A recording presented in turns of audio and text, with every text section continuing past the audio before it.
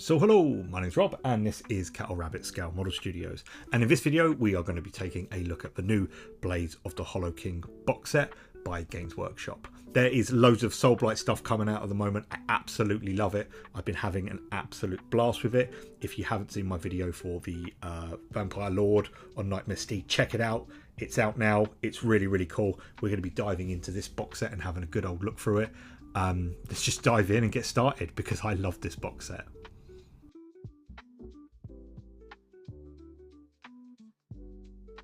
So, Blades of the Hollow King. This has 3 miniatures. It's the new Kado Ezechier. I can't say the surname, so I'm just going to call him Kado for short. We've got Aurelius and Sisendra.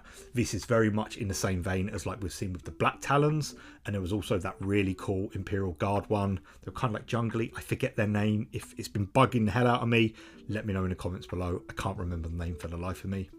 Here you can see on the back a 1:1 scale. So this is the size that they actually are. See Kado proving to be very popular with his original Black Library sculpt. Obviously this is the second model we've seen of him in about 2 years. You can see Sisendra here and then Aurelius. I really like Kado.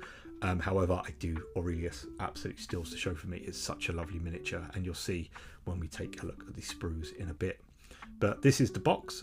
As I said, we're seeing lots of these little kind of like identity character boxes of named people, and I really like this. They make for a really good project, and you feel like if you read the books, you can actually put a lot of, character into these because you've got your own vision in your head, and it's great to see. More of these. I really do like them. I am just going to break this sprue in half. As you can see, you get 1.5 sprues. We are going to start with the instructions this time around, because since doing the voice recording, I've actually had a bit of time with this kit, and it does go together quite easily. I've been able to look at the instructions and the pieces a lot more thoroughly. Kado himself, obviously star of the show, you kind of the legs go together, the cape goes on, and then the kind of top bit kind of pushes round it. It's really clever. It hides a lot of seam lines. I can see him being a very big painter piece here, obviously with his little ghost buddy. I don't know the name of the ghost. I'm sure it has got a name. Feel free to tell me in the comments below. What's interesting about this, it is a push fit kit, which is, not everyone's cup of tea. I get that. I think it is worth pointing out. They each kind of get like this bespoke scenery, and it is a sculpted base, as you'll see. Double-edged sword, because if you are going to put these in with your army, obviously he might not match. Aurelius here, his basilisk kind of goes together. He's got the 2 creepy heads, which is really cool, and the sculpting on this guy is so sharp and lovely. There's not much to him. He kind of just glues a leg on, and then both sides of the robe go on either side. You can see here the basilisk, and he kind of just pushes into the middle, which is quite nice. And then Sisendra here, very clever, as you'll see when we look at the sprues again. She's got some really weird components, and it all goes together quite well to kind of absolutely hide everything, which is really cool. It just shows you, again, I always say this, Games Workshop do make some of the best plastic miniatures around, if not the best. I do have the rules just in front of me as I do this voiceover. We can kind of see here, rules wise, I'm not going to go into it. 6 wounds, 4 up save. Kado himself, he gets 5 attacks, hit on freeze, wound on freeze, 2 rend, 2 damage. And then we've got Sisendra, she gets 8 attacks, so a little more of a flurry with this one. Then you've got hitting again, hit on freeze, wounding on freeze, 1 rend, 1 flat damage. And then Aurelius, he only gets 2 attacks, which is his basilisk, because obviously he's a bit more of a mage, so he actually gets abilities, which you can find in the Soulblight battle tome. And then obviously hit on 4s, wounding on 2s, 3 damage, D3. So you've got a nice variety of kind of mid, quick and slow, but obviously you've got some abilities there. Now looking at the sprues again, I'm going to talk about the base. Kado's on a really big chunky 50mm base. As I said, double-edged sword, because if you're doing your bases along maybe like a bit of a flat surface, you then have to deal with the detail that's on the sculpted base, but obviously the detail is very sharp. You can see his little ghost buddy here. You've got half of him on this sprue, and you can kind of see just down here, you'll see what I mean, especially like where he's got his sword sheathed, where his armor plate is. It goes on top to kind of hide any seam lines. It really is a really, really clever kit. As a painter and someone that kind of like, I get really bored when it comes to the cleanup section, filling gaps, this hides a lot of it from the word go. So big thumbs up how they've designed this kit. Really, really cool. Then you've got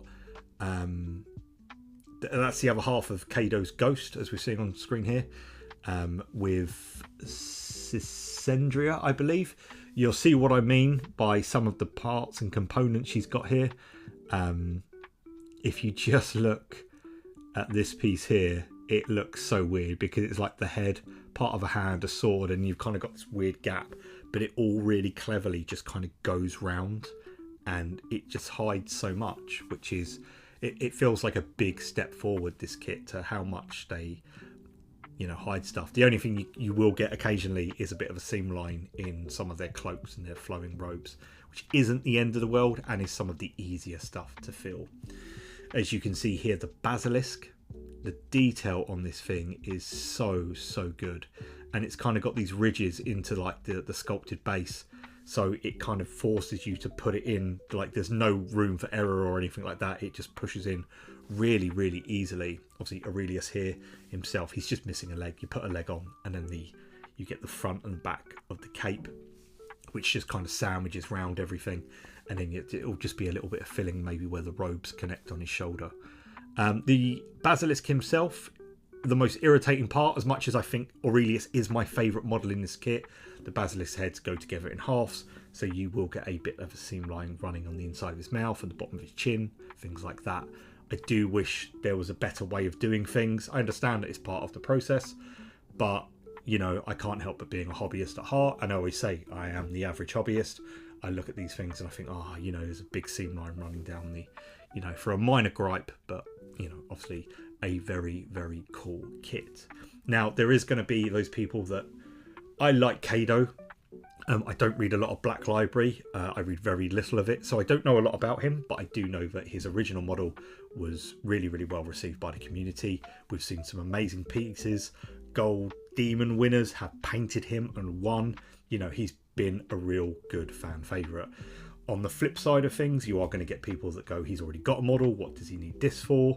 I get it, this isn't a Black Library one, this is actually used in Warhammer Age of Sigmar, which I'm kind of glad about. I like the Black Talons, they kind of got redone, you know, again, Neve, she's already had a model, you know, and okay, admittedly quite further down the line, but to me it does still hold up. Did she need another one? No, but it's nice to have the Black Talons. It's nice to have this set, not only for a painting piece, but also, you know, to use on the tabletop. Kado himself is his armor is exactly the same as his previous model. I'm not sure whether that's being discontinued and this is what you're getting now. I don't know. I hope not, because it's such a lovely model. I myself, I love Soulblight. I'd like to get my hands on it.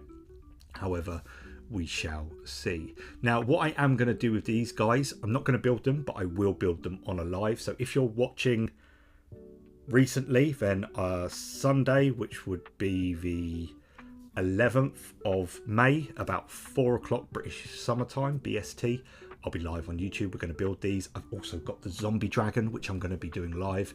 If you're watching from the future, skip back on my live tabs and you will see the live for these, so we can go through any problems as I build them, which I don't really foresee as I poured through the instructions quite a lot will be there. But look, that's it from this one. If you like this video, again, thanks, subscribe. It really does help me out, pushes me out into the algorithm, all that stuff, blah blah.